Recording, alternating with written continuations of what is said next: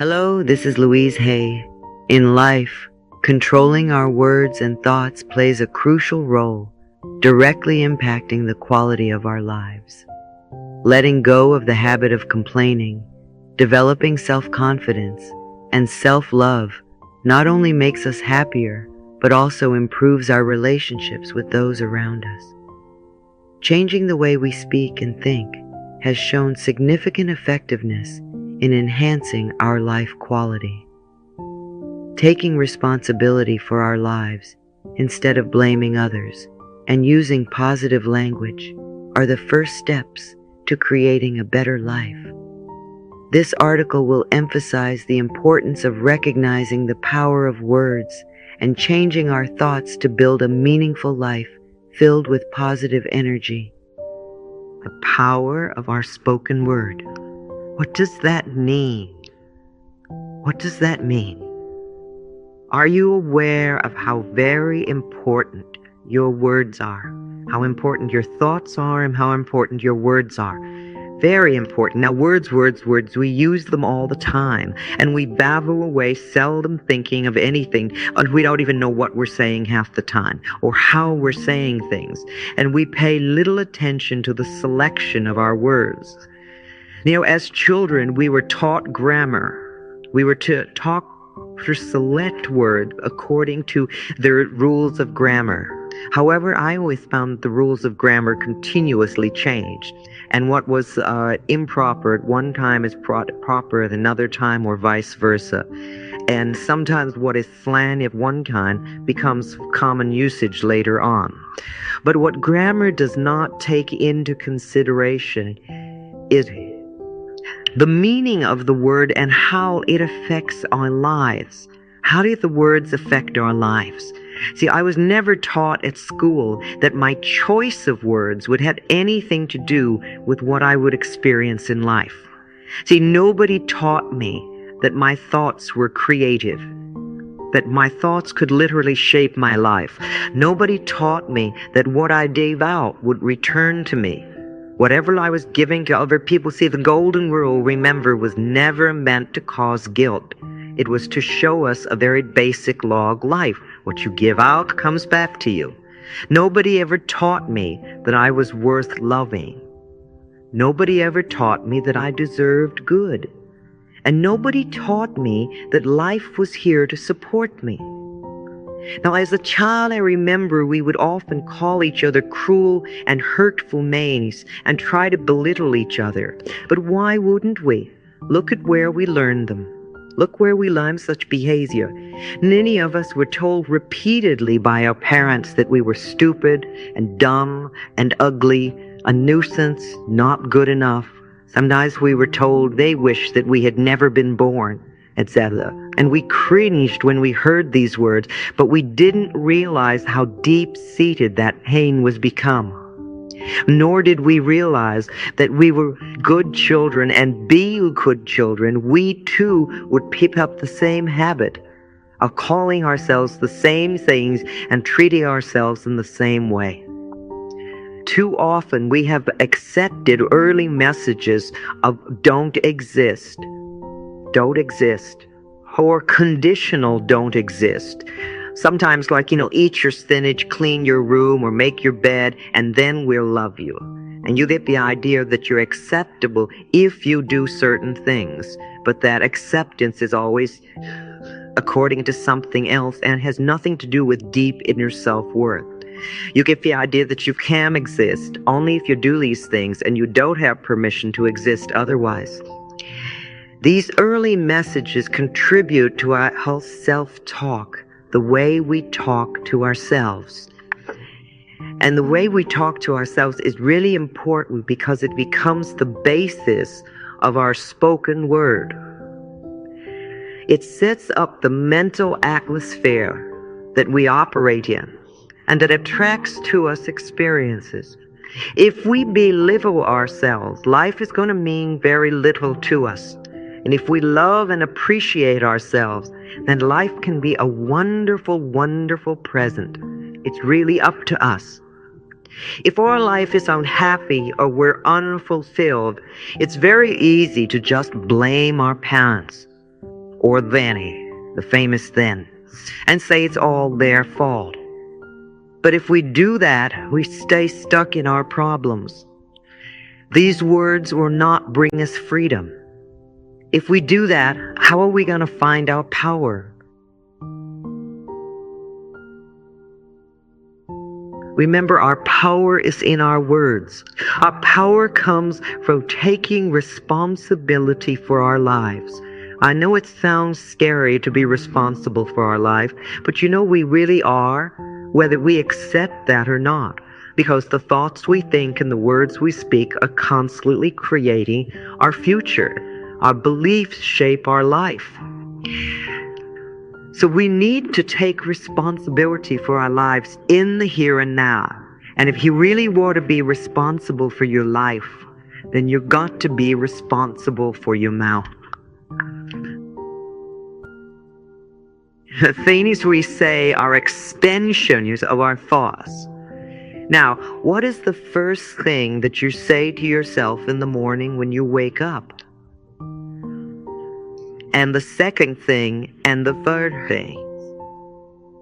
Most people say more or less the same thing all the time in the morning. How does that start your day? Is that a positive way to start your day, or is it grumbling and complaining? Because if you grumble and complain and moan, then that's the sort of day you're going to have. You're setting yourself up for it. What's the last thought you think at night before you go to bed? See, you're shaping your future. And are they power thoughts or are they poverty thoughts? Remember, poverty is not just the lack of money. It can be the lack of anything in your life, any part of your life that is not flowing freely. So your normal way of thinking, are you really into poverty thoughts or are you into power thoughts?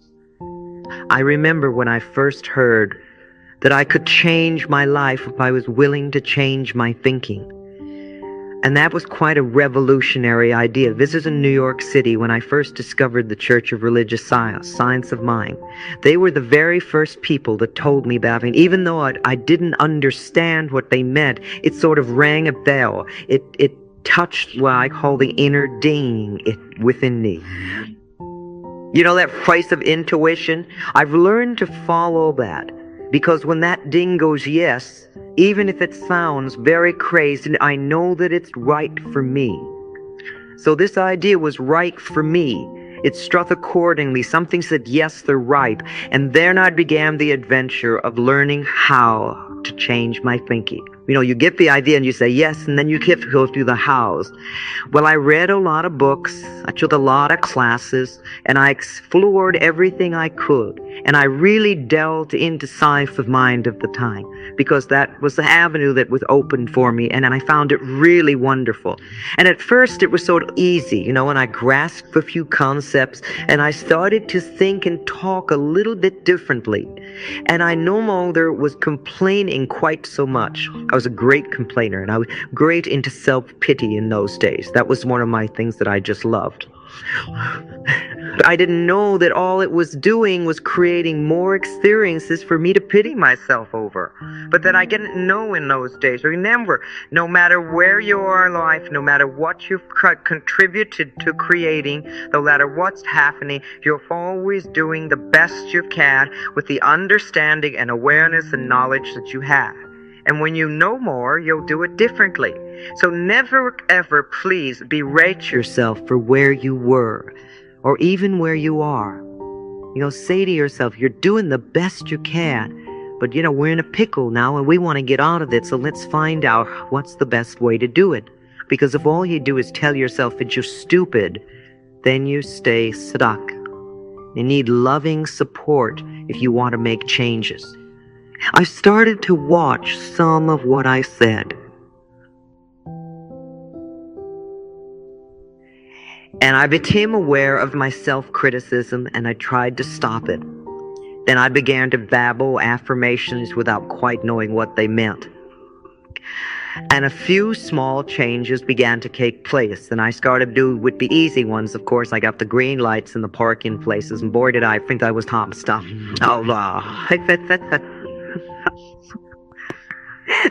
I thought I knew it all, and I very soon began very cocky and arrogant and dogmatic in my beliefs. And seemingly I knew all the answers, but it was my way of feeling safe in this new area that I was moving through. Because, when you start to move away from some of your rigid old beliefs, especially if you've been into control forever, in order to feel safe, it's very scary to move out and start trusting an affirmation. I mean, this is, a thought that's going through your mind and you're trusting it to change your life. That's a very scary thing to do. So I was grasping onto things. And yet it was a beginning. It was a beginning for me, and I still had a long way to go. And like most of us, I didn't find the pathway always easy and smooth, because just babbling affirmations didn't always work. And I couldn't understand why. What was I doing wrong? Immediately, right, you go for yourself, what am I doing wrong? Was this one more example of me not being good enough? My favorite old one.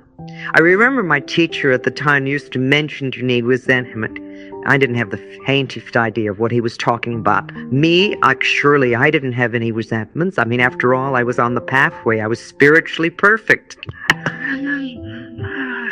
How little I can think of myself then.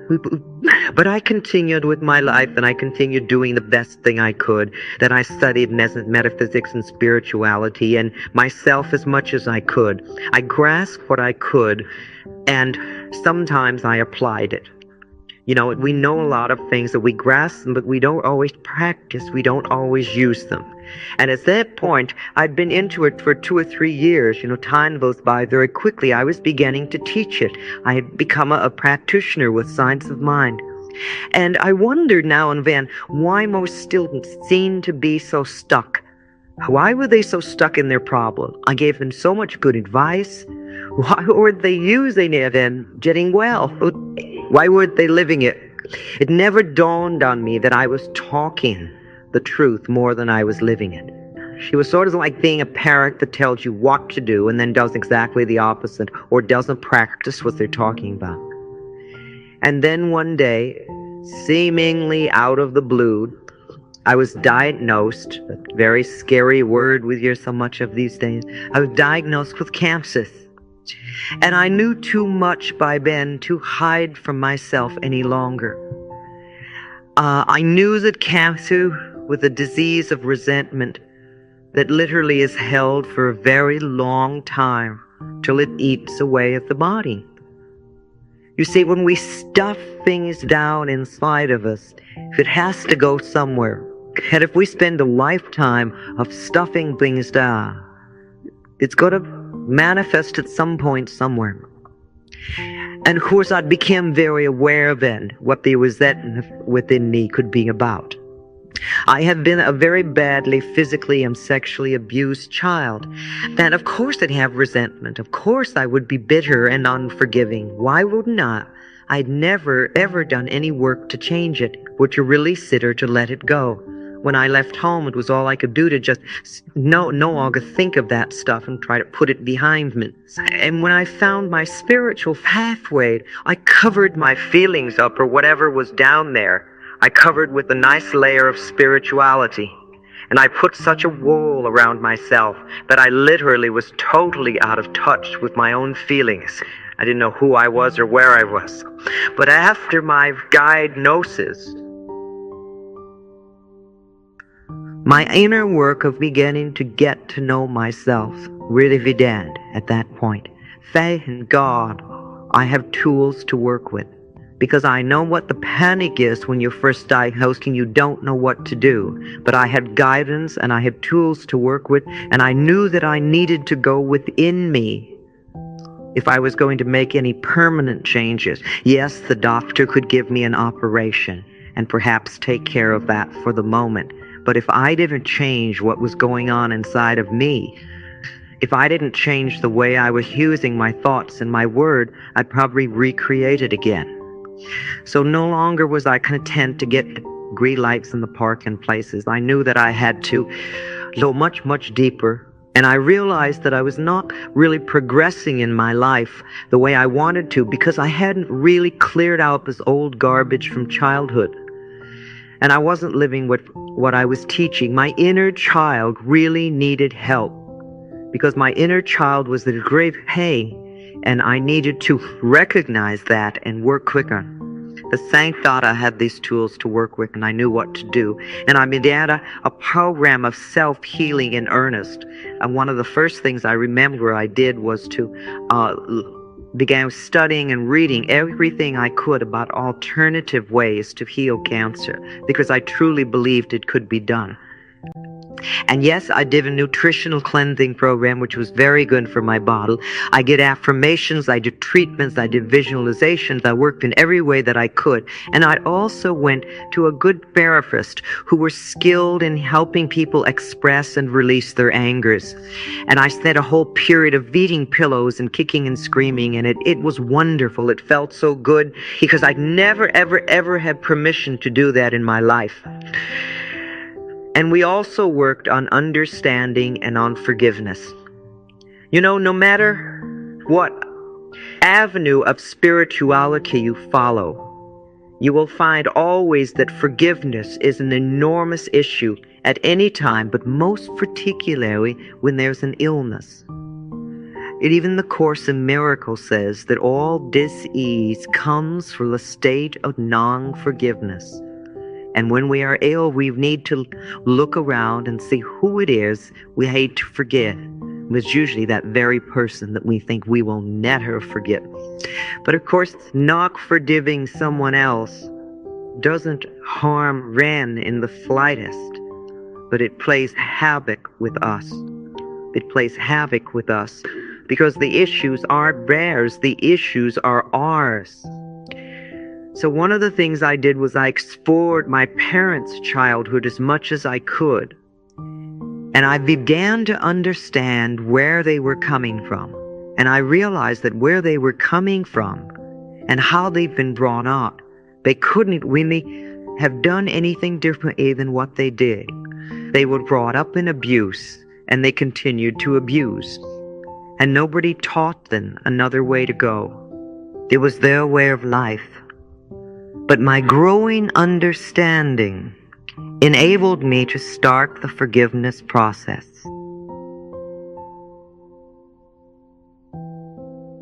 You know, if you're walking down the street and somebody bumps into you and you whip around, you're very angry, how dare they do that? And then you see that the person is blind. The understanding that you have instantly dissolves that anger. And I think that when we can really begin to understand the childhood of the people who had done us wrong, it enables us to go almost beyond forgiveness and into understanding, so that we can open the doors to our own heart. You see, people who have problems loving themselves are always people who are not willing to forgive, because non-forgiveness shuts that door. And when you forgive and when you let go, not only does a huge weight drop off your shoulders, but the doorway to your own self-love opens up. You know, people will think, oh, such a load has dropped off. Well, of course, because you've been carrying this burden forever. Now, I'm not saying that we're condoning poor behavior, because we're not. We don't want to be in bondage ourselves for something that perhaps happened a long, long time ago. As my forgiveness of them grew, so did my willingness to forgive myself. Forgiveness of ourselves is enormously important. See, many of us grow up and we begin hating our inner child for having had those experiences. And we do the same things to our inner child that they did to us. We just continue it. And that's very sad, because when we were children and other people may have been mistreating us, we didn't have options. But when we grow up and we are mistreating our own inner child, that's very sad and very, very tragic. And as I forgave myself, I began to trust myself to take care of me. When we don't trust life, or when we don't trust other people, it's really because we don't trust ourselves. We don't trust ourselves to take care of ourselves in a situation. So we say, I'll never fall in love again because I don't want to get hurt, or I will never let this happen. But what we're really saying is, I don't trust you enough to take good care of me. So I'm going to stay away from everything. But I began to trust myself enough to take care of me. And I find it easier and easier to love myself. And my body was healing. And most of all, my heart was healing. Most of all, my heart was healing. You know, as Dr. Harrison says in that wonderful book, Love Your Disease, forgiveness of both the self and the past, or dropping the past, which is what you're doing, cures Lord illness than antibiotics ever will. And he also says it takes a lot to stop children from loving their parents. But when they do, it takes even more for them to forgive. And therapy usually revolves around the willingness to forgive. When we won't forgive and we won't let go, what we're really doing is binding ourselves to the past. And when you're stuck in the past, you cannot live in present time. And if you cannot live in present time, how are you going to create a glorious future? Because this stuff from the past just vasses over and create more future stuff. Dr. Harrison with Love Your Disease and Bernie Siegel with Love Medicine and Miracles are both marvelous people. I quote them a lot because they're medical doctors who are into the spiritual way of looking at life and truly understand the connection of body, mind, and spirit. And it's interesting, more and more physicians today are becoming open to the body-mind connection. Some of them are adding the body-mind-spirit connection. Not so many of them are vocal or will write books. But when they do, it's great because often people will not listen to a crazy lady like me. They think I'm just off, which is all right. But then I will recommend either Dr. Harrison or Bertie Siegel because sometimes they'll listen to a medical doctor. I think it's wonderful the way things are opening up so much right now. This consciousness raising movement is going all over the planet in every area of life, every area. You know, I heard something the other day. Robert Schuller from the UN gave a talk in Hollywood at the Directors Guild. And one of the things that he said was that peace is breaking out all over the planet. You know, you're rulers all the cow.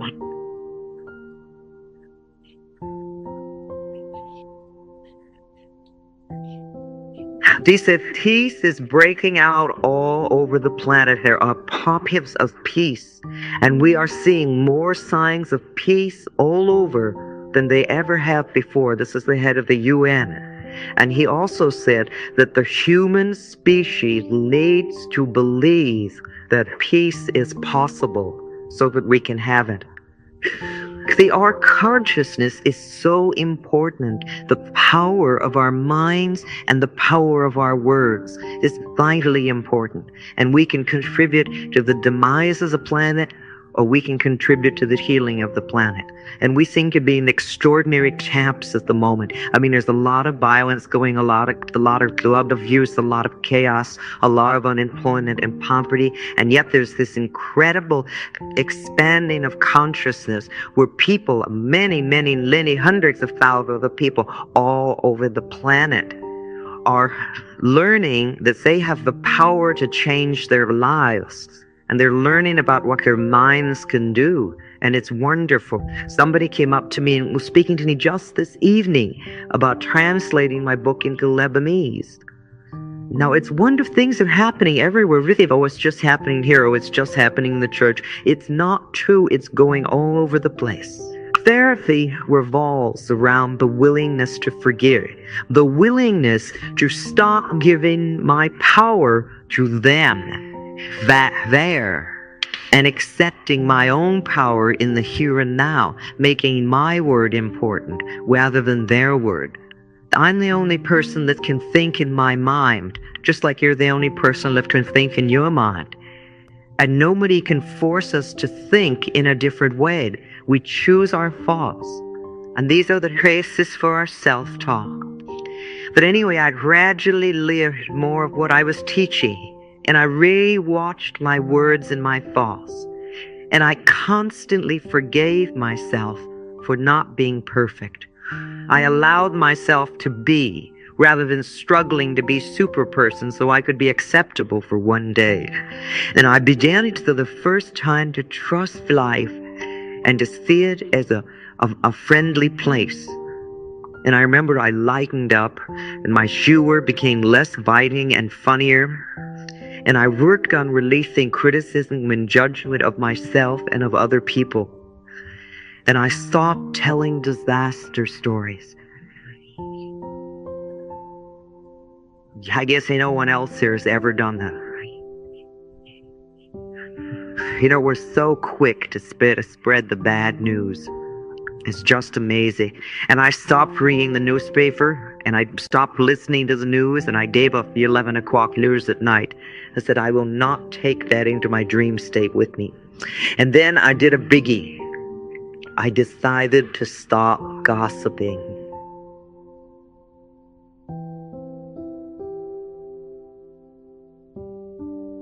And I found I had nothing to say to anyone for 3 weeks.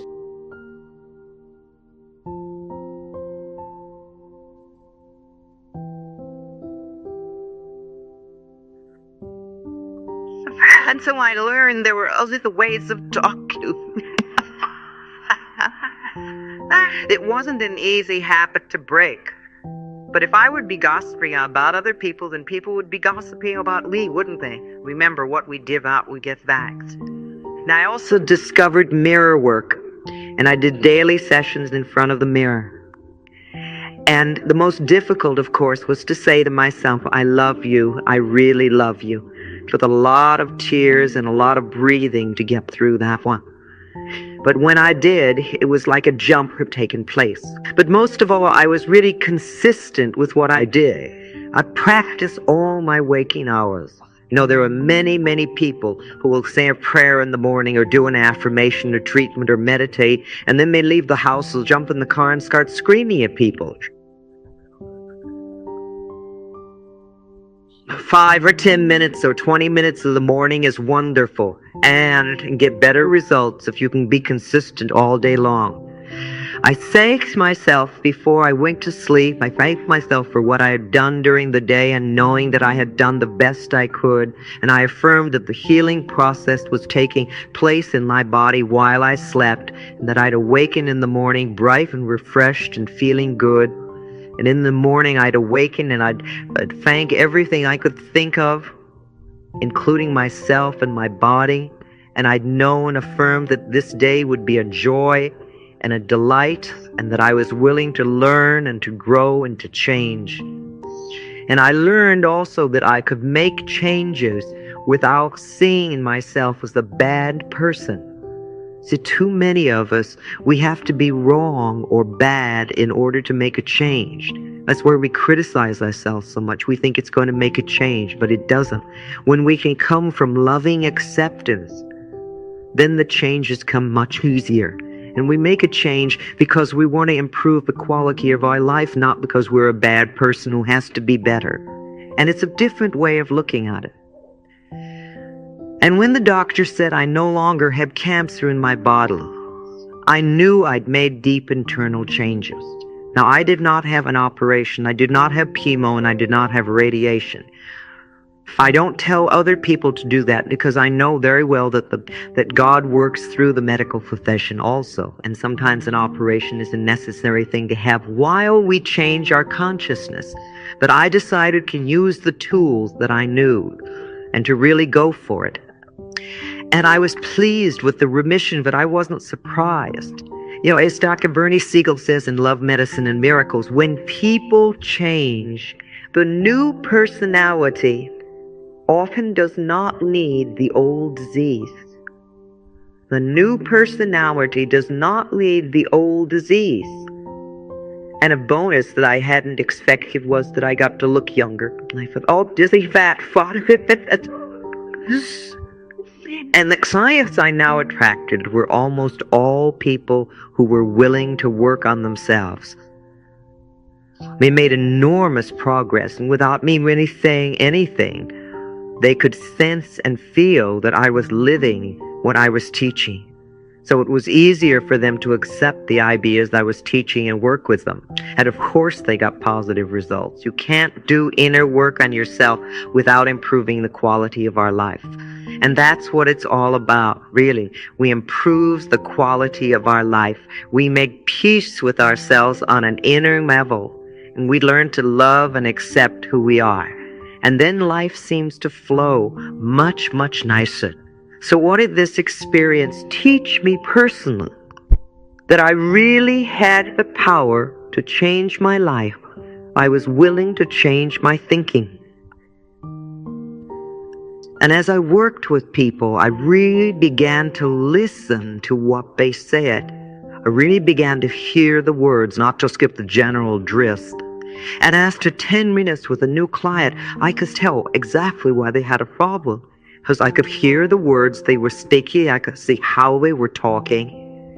And I knew that was contributing to the problem. And if they were talking and thinking that way, what was their self-talk like? It must be more and more of the same negative programming. Poverty thinking, as I call it. And I really understood the saying that the subconscious mind has no sense of humor. This is important for us to know, because you cannot make a joke about yourself and just think, oh, well, it doesn't mean anything. If it's a put-down joke, your subconscious mind accepts it as true. The subconscious mind, or the universe, however you want to call it, accepts everything you say as truth for you. And it creates according to your beliefs. It's like God always says yes. We had been given this infinite power of choice, and the universe backs up everything. And if you want to believe that you are a failure and nobody loves you and that you'll never amount to anything and life is difficult and you'll never have what you want, the universe loves you enough to give you what you declare. You have unlimited choice. If you choose these poverty concepts and beliefs, then it's assumed that that's what you want and that's what you'll get. And you'll continue to get until you're willing to change your thoughts and make other choices. We never stop because we can always think another thought. Billions and billions of thoughts to choose from. I remember when I used to work with clients privately, I was huge and aren't doing so much for their limitations. They would always want me to know that they were stuck because of this or this or this or whatever. But you know, if we believe that we're stuck, if we accept that we're stuck, then we are stuck. We get to be stuck because our belief is being fulfilled. You could notice with other people what they say and how they say it. And see if you can begin to connect what they say with what they're experiencing in their life. You know, many people live their lives in shoulds. Should is a word that my ear is very attuned to. It bounces, it's almost like a bell goes off every time I hear it. And often I will hear people that will use 12 shoulds in a paragraph. And then they wonder why their life is so rigid. Why they can't move, why they don't live in a life of freedom, but they're in a lot of control, and they're either making themselves one or someone else. And you know, the way we say things and how we say them can be as simple as getting up in the morning and looking outside and seeing the rain and say, it's a lousy day or it's a wet day. It's a totally different approach, and yet the rain is still there. The rain isn't going to make it any different. It's how you approach it. So notice how happy, joyous people usually have very nice lives. And notice how lonely, unhappy, poor, ill people also talk. How do they have the tendency to talk? What words do they use? And what have they accepted as the truth for themselves? How do they describe themselves? How do they describe their work, their lives, their relationships? What do they look forward to? What have they accepted as truth within? And please don't run around telling perfect strangers that they're ruining their lives. I don't do it with your friends or family either, because it's not going to be appreciated. Use this information to begin to make connections that you can apply to yourself, because it's your life you want to change. Are you willing to change your life by changing your thinking? Because even on the smallest level, if you change your thinking and the way you talk, your experiences are going to change. Are you willing to change your self-talk with positive affirmations? Learning to control our speech and thoughts, letting go of the habit of complaining, and developing self-confidence and self-love can significantly enhance our quality of life. By transforming the way we speak and think, we can create a more positive and fulfilling existence. It is crucial to emphasize the importance of taking responsibility for our lives instead of blaming others, and to use positive language to shape a better future. The power of words and the shift in our mindset are fundamental in making these changes.